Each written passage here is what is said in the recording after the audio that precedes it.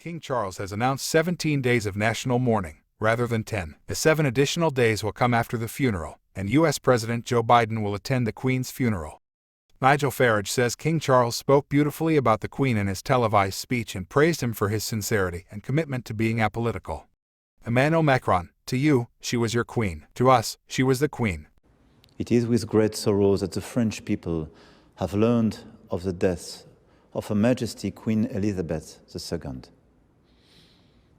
Her wisdom and empathy have helped us all to steer a path through the historic ups and downs of the last 7 decades.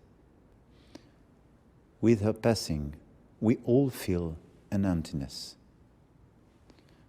Prime Minister Liz Truss calls the Queen one of the greatest leaders the world has ever known.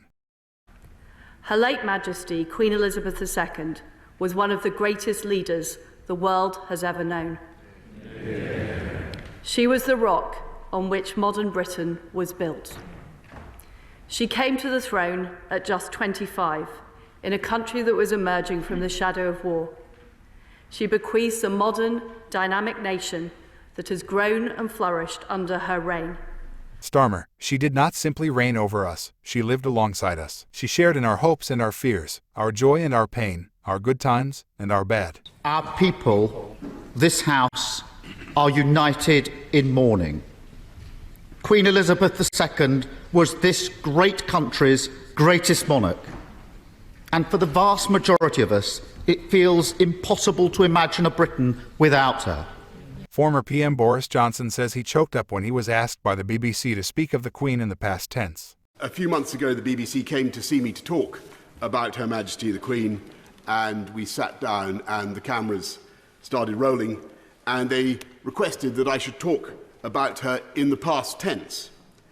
And I'm afraid I simply choked up and I couldn't go on. I'm really not easily moved to tears, but I was so overcome with sadness that I had to ask them to go away.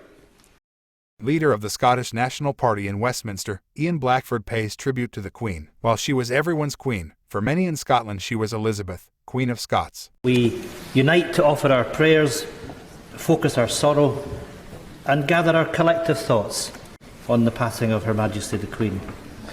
On behalf of the Scottish National Party, I would like to offer my condolences as we hold the Queen and her family in our thoughts and prayers at this difficult time.